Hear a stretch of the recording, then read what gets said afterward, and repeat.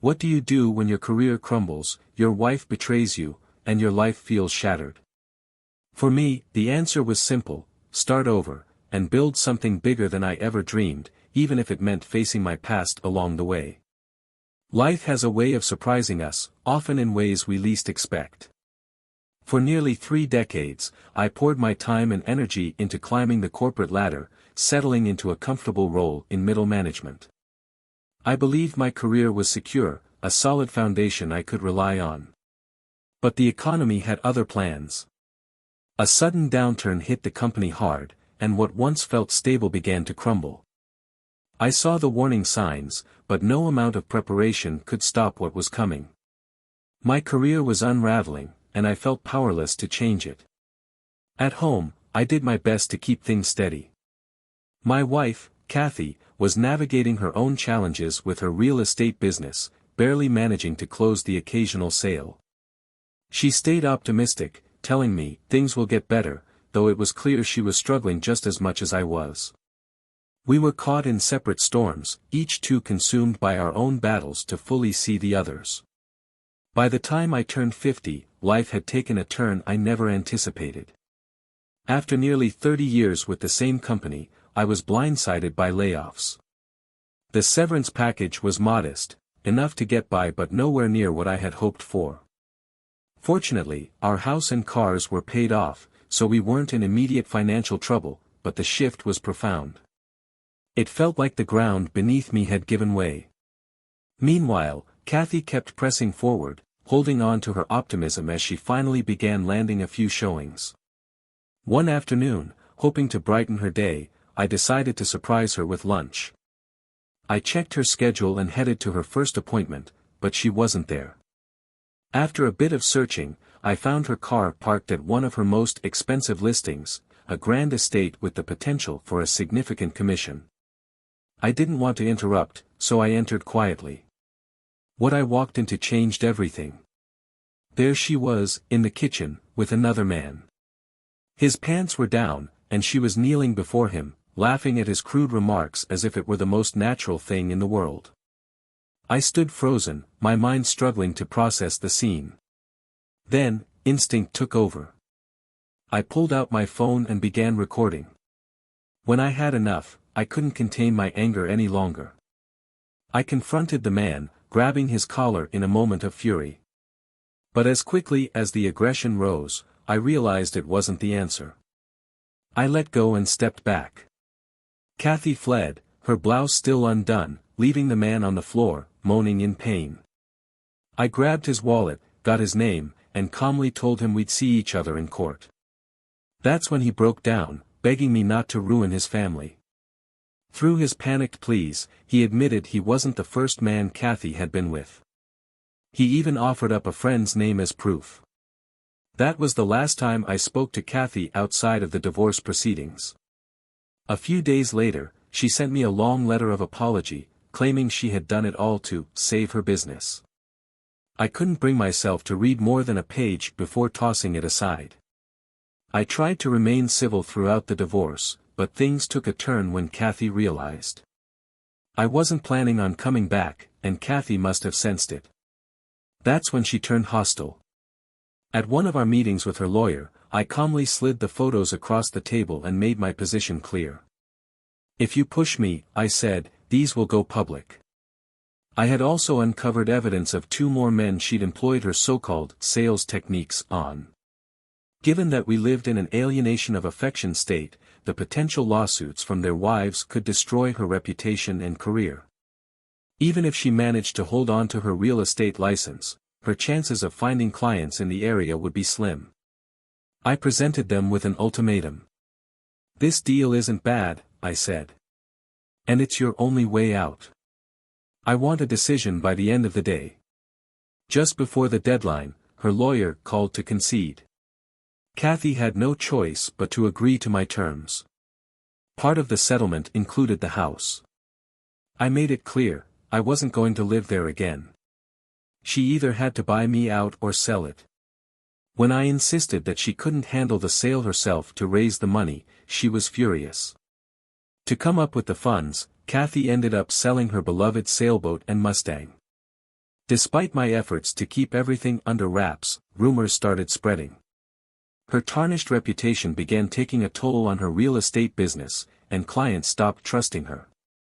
Once the divorce was finalized, I left town. I found a foreclosure deal that was hard to pass up, a 3-bedroom house on 9 acres, complete with a barn and outbuildings. It was more space than I needed, but I figured I could flip it later for a profit. Funny enough, it was Kathy's teachings about real estate that helped me spot the opportunity. When I met with an employment counselor to map out my next steps, they didn't sugarcoat things.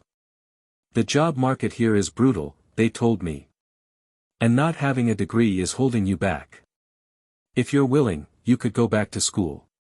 You only need about 1.5 years to finish your degree, and will cover tuition and books. With nothing to lose, I enrolled at a community college that had a partnership with a nearby university. The plan was to eventually earn a 4-year degree. To my surprise, most of my classmates were in similar situations, older adults looking to rebuild their lives. I even made a few friends, and every now and then, I found myself dating women younger than my 2 sons from my first marriage. That chapter of my life had ended with betrayal, too, but by then, the boys were grown, and our relationship had remained strong.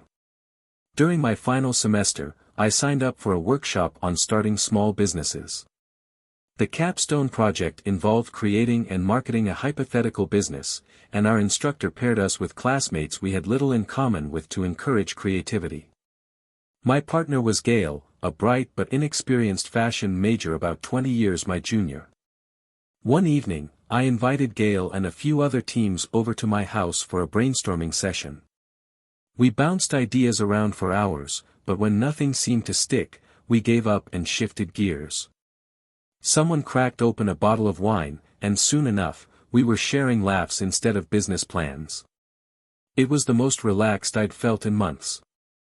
I made sure everyone had a comfortable spot to sleep that night. As the house settled into a quiet hum, Gail and I stayed up talking about fashion and branding. She mentioned how iconic brands like Members Only and Izod built fortunes through clever marketing, even when the products themselves weren't groundbreaking. The conversation turned playful as we glanced over at our friends sprawled across the couch. "What about redneck chic?" I joked. Gail burst out laughing. "We'd have to brand it right." Looking at a friend's faded pastel sweatshirt, I threw out another idea. "How about Eric's blank?" She cracked up. "And don't forget lard das," she added, giggling as we tossed silly ideas back and forth. Eventually, Gail called it a night and headed to bed, but I couldn't stop thinking about the conversation. The humor, the creativity, it all sparked something.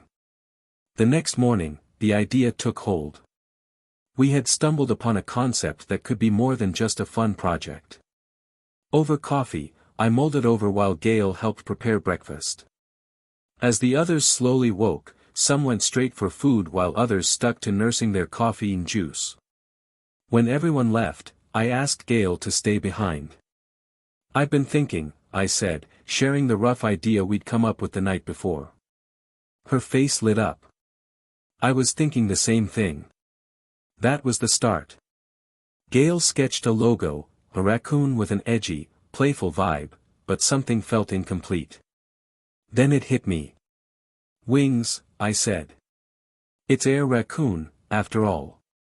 She nodded, adding delicate, gossamer-style wings to the design, and it immediately clicked.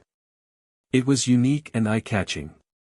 For Lard Das, Gail crafted a cheeky logo shaped like 2 bum cheeks stitched onto the rear pocket of the jeans. Between the designs, the business plan, and a marketing strategy, we suddenly had a real idea to work with. Gail admitted she didn't have much money to contribute, but her talent for fashion production was undeniable. I promised to handle the administrative and marketing side while she focused on the creative aspects. Then I asked, wouldn't it be amazing to create real products, not just graphics? She agreed, explaining what we'd need to bring the designs to life. A professional programmable monogrammer was at the top of the list. We envisioned using silver, white, and black threads to give the raccoons wings that shimmering, airy look we'd imagined. Gail also suggested getting an overlock machine for sewing prototype jeans, which turned out to be much more affordable than the monogrammer.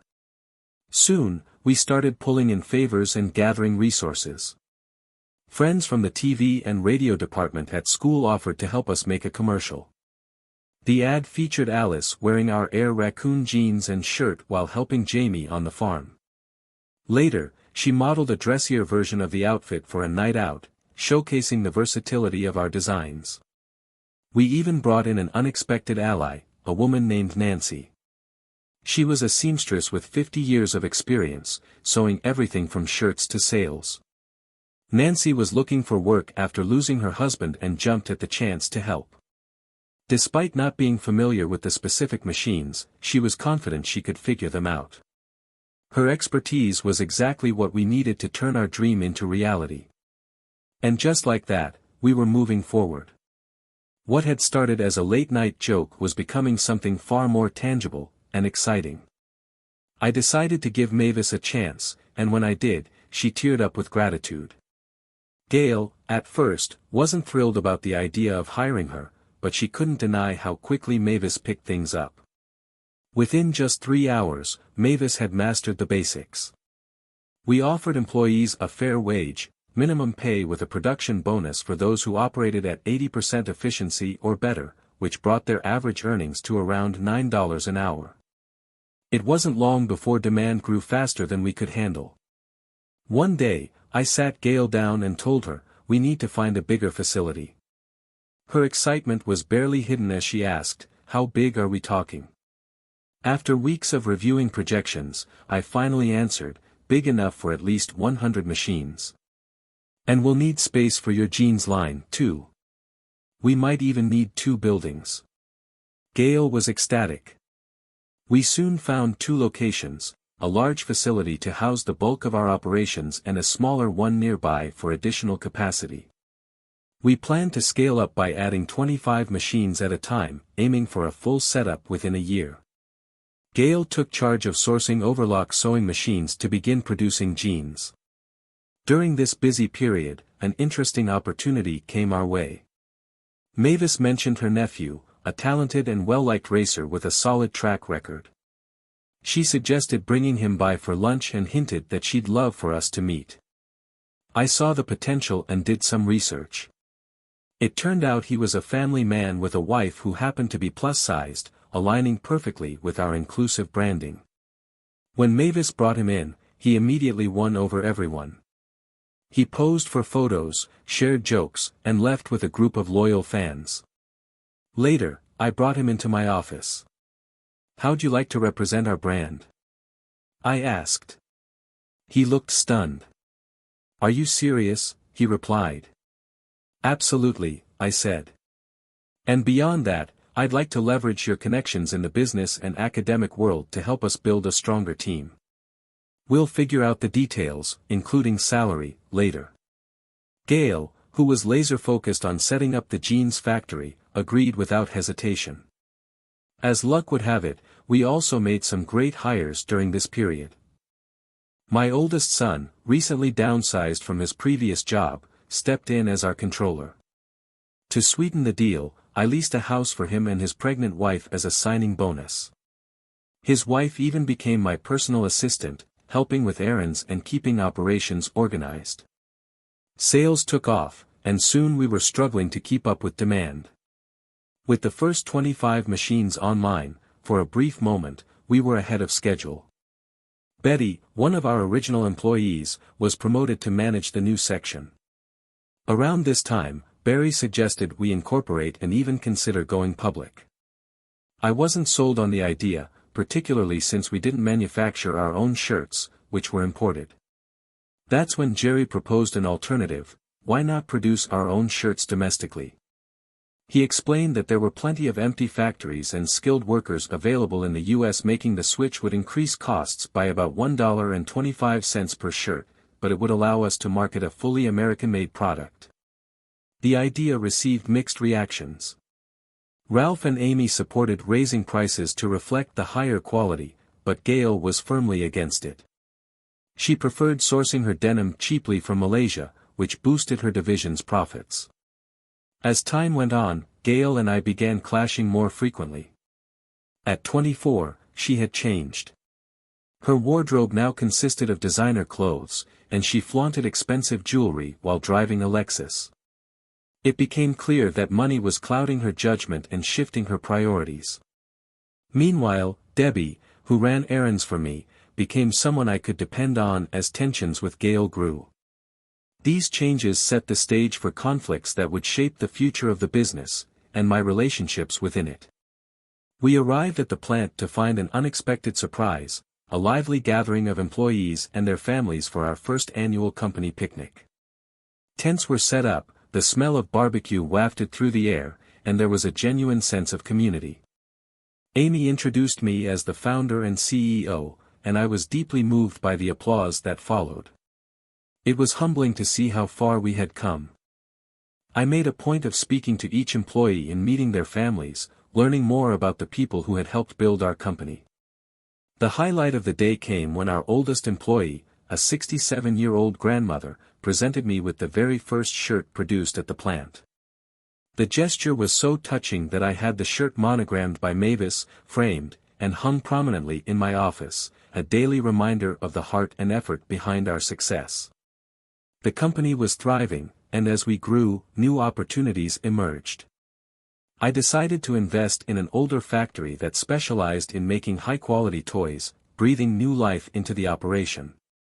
Gail was against the idea, but I made the factory an independent entity under the Redneck Chic license, which kept her satisfied. Since Mavis had designed the original raccoon mascot, I offered her a royalty of 25 cents per toy sold. Her quarterly checks soon rivaled her salary, a testament to the product's success. Gail, meanwhile, was spending most of her time at the jeans plant and had a new boyfriend. Greg wasn't a fan of him and made no effort to hide it. Around the same time, we signed Mavis's nephew, Will Turner, a promising race car driver, and his wife, Mary, as brand ambassadors. Their endorsement brought a fresh energy to our marketing efforts, especially given Mary's relatable image as a plus-sized woman. It helped solidify our commitment to inclusivity, which resonated with our audience. As things progressed, it became clear that some changes were needed in my own life. Debbie and Maria were quick to remind me to take care of myself. "You've got a grandson on the way," Debbie said, playfully scolding me. Maria, who had just revealed her own pregnancy and engagement, teased me with her sparkling new ring. "You've got a lot to live for, old man," she said with a grin. The camaraderie and concern from the team warmed me, but what truly caught me off guard was Amy. She visited often, offering words of encouragement, but one day she became emotional. She chastised me for not slowing down and taking time for myself. During one of our conversations, she brought up a troubling piece of news. Gail had been discussing the possibility of moving the jeans operation to China. Gail had been spending more time at the main office lately and was now engaged to someone Amy clearly didn't approve of. She seemed increasingly frustrated with the day-to-day realities of running a business, yearning instead to pursue her original dream of being a fashion designer. I also learned she still harbored resentment about the ownership split we had agreed upon when we founded the company. Although I had given her a generous 35% stake, it wasn't the equal partnership she had initially envisioned. These revelations left me with much to consider, not just about Gail, but about the future of the company and the relationships that had carried us this far. As the team teased me about needing a wife to keep me alive long enough to nag me, I realized I was standing at a crossroads. The decisions I made next would shape not only the business but the legacy I hoped to leave behind. The concept was mine, as was the funding. Reflecting on how far the company had come, I began to see how much it had grown beyond my original vision. Around the same time, Greg came to me with a suggestion about someone in need of help. "She's not in great shape," he said. "Lost her job, caught her husband cheating, and her house is in foreclosure. Can we help her?" Greg explained they'd found her an apartment and would cover the first year's rent and utilities. Jerry offered to add her to his phone plan, but then he said, she also needs a job. Gail's assistant just quit, and we think she'd be a good fit. Plus, Gail might behave more politely since she's our mom. I didn't like the idea but reluctantly agreed. Fine, but keep her away from me. If she causes any problems, she's out. 2 weeks later, I saw Roslyn, Rose, as we used to call her, at a meeting. She looked different. She'd put on some weight, her hair was shorter, but her striking blue eyes hadn't changed a bit. She greeted me with a reserved smile. "Zach, how are you?" "I'm fine, Rose. How have you been?" "I've had better days," she admitted. "Thanks for helping me and the boys. It means a lot." I nodded. "So, how do you like working here?" "It's a bit different from what I imagined years ago," she said with a small laugh. "Not exactly where I saw myself, but I'm grateful." Our conversation turned nostalgic, reflecting on our younger years. As the meeting ended, she looked at me and said, "Just remember, Zach, don't mix business and personal life. It usually ends badly." I pretended to be disappointed. "Too bad. I was hoping you'd come with me to the theater Friday night. I know you've always loved musicals." She nearly choked on her tea before regaining her composure. "You're incorrigible. But fine. Pick me up at 6. We'll have dinner first, at a restaurant I choose. And just to be clear, this is strictly a business event, not a date." "Strictly business," I agreed with a grin. "So, that's a yes." "Yes," she confirmed. "Now finish your lunch, and stay away from the salt." Friday morning, I sent flowers to Amy, with a card that read, "In appreciation of a loyal employee, strictly business, of course." Within 45 minutes, Debbie stormed into my office, waving the card. "Flowers for Amy?" "You romantic," she teased. I shrugged. "Just a gesture of appreciation. Nothing more." Maria soon followed, grinning from ear to ear. "She took a half-day vacation, Pop." "So did we. We're all going for a spa day and shopping.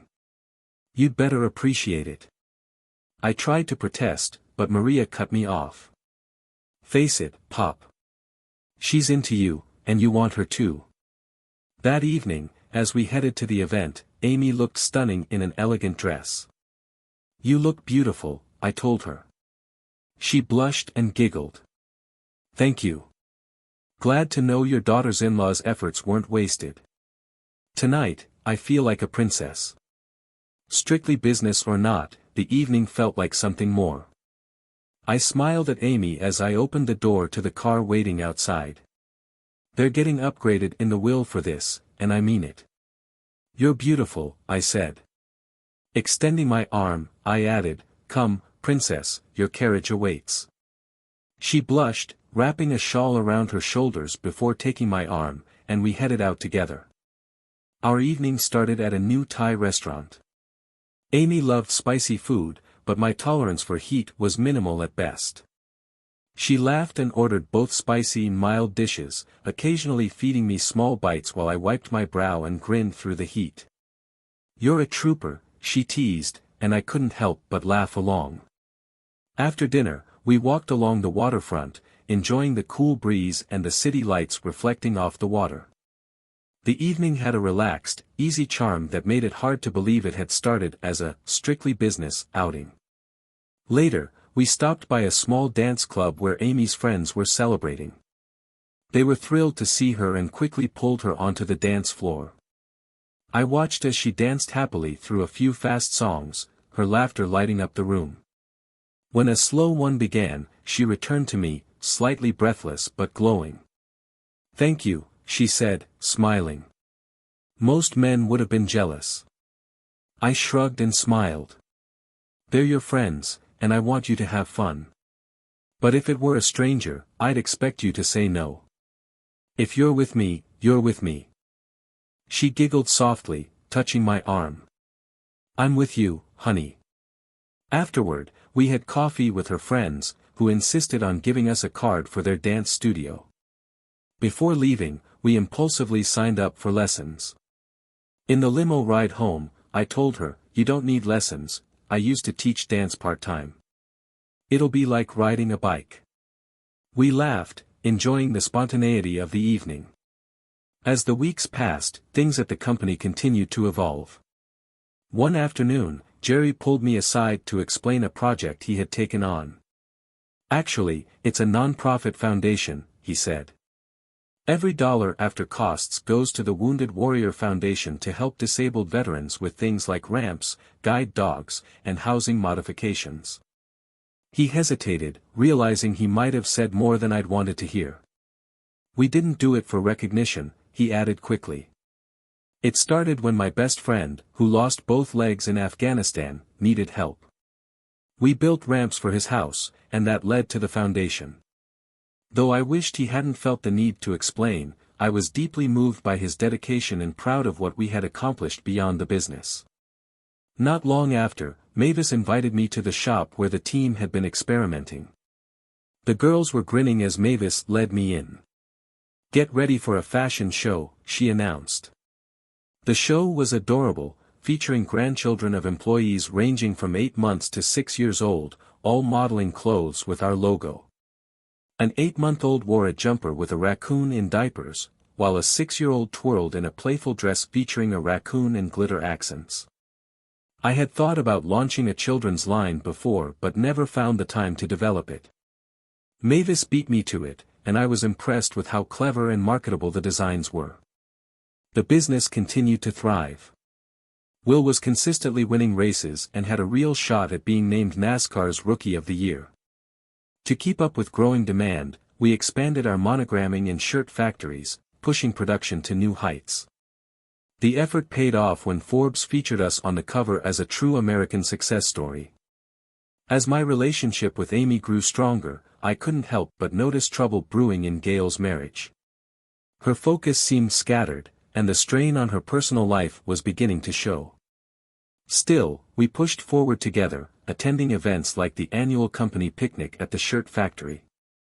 The food was incredible, and the employees, mostly women, competed fiercely in the dessert contest, which offered prizes ranging from gift cards to extra paid time off.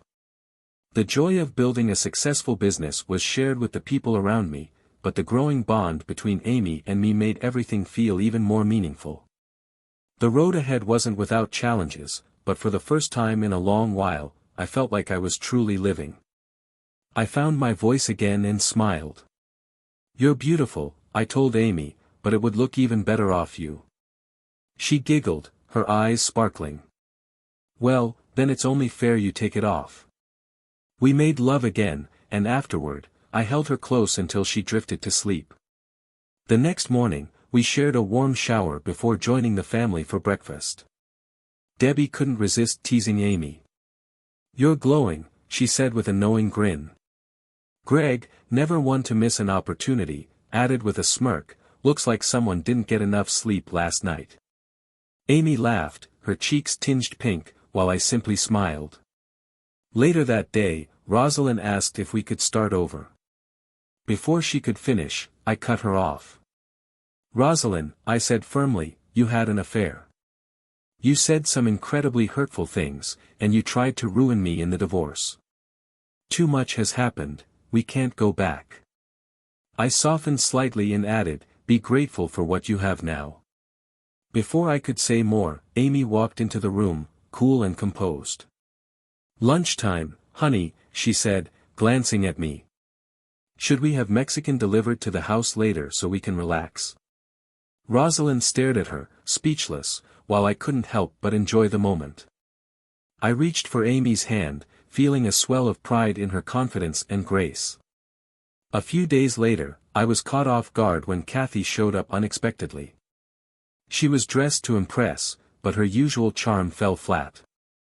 "Hi, Zach," she said, her tone awkward. "Surprised?" "More like disappointed," I replied. "Why are you here?" Her smile faltered. "I wanted to apologize. Remember my letter?" I never read past the first line, I said bluntly. Why? She asked, trying to stay composed. Because I was in too much pain, I admitted. I loved you for 6 years, and then I found out you'd been sleeping with clients for commissions. That's what some people call betrayal. Amy appeared at just the right moment. Her presence was calm but commanding. Zach, are you ready? We should get going. Kathy didn't say a word as Amy slipped her arm around mine. As we turned a corner, Amy pulled me close, kissed me passionately, and whispered, I know who she is. I was about to explain, I started, but she gently pressed her fingers to my lips. No need, she said. I can be jealous, but you're mine. No more ex-wives popping up, right? I shook my head. No more, I promised. She smiled. Good. I trust you. But you're too soft-hearted sometimes. It's a good thing I'm here to keep you in line. Now, don't you have something to ask me? It wasn't exactly how I'd imagined it, but I dropped to one knee and pulled the ring from my pocket. Amy gasped, and before I could even finish my question, she said yes. Cheers erupted as our family joined us, hugging and congratulating us. Within 40 minutes, word had spread across both plants, and an hour later, Mavis called. Remember, she said playfully, I sit on your side of the church. Laughing, I replied, you won't be sitting much since my parents have passed. You'll be the mother of the groom. There was a long pause before Mavis choked out a teary, thank you, and hung up. Amy moved into my house full-time as we began planning the wedding. Over long talks about our future, I told her, I think I'm going to retire soon. The boys are doing well, and I want to focus on us. In the meantime, Gail faced her own challenges. One of her former business partners, Barry, filed a lawsuit, and while he had a solid reputation, he was also relentless. After much back and forth, she settled, paying him $1.5 million to drop the case. The ordeal left her drained.